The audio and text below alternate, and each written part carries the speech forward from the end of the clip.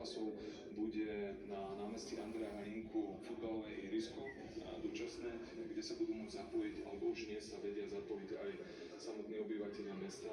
A samozrejme ostatné dva zápasy bude hudobný program. Ja by som to poňala ako takú poldňovú aktivitu a už sa...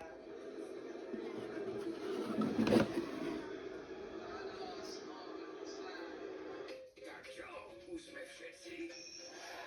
Svoju zábavu pri sledovaní tejto relácie vám prinášajú kurzy od Synoptik.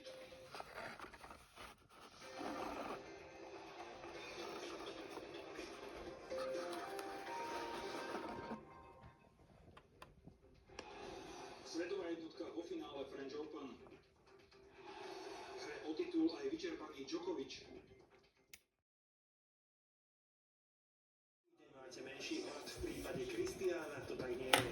Máme dobrých hráčov, možno nie taký počet ako Portugalsko, ale máme iné kvality. Ak však neútočíte na 100%, len ťažko viete zvíťaziť a to bol náš prípad.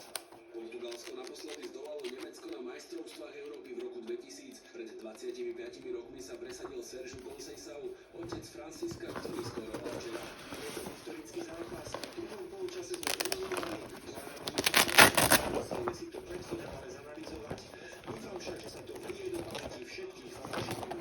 Finálovým súperom Portugalska bude víťaz večerného zápasu medzi Španielskom a Francúzskom.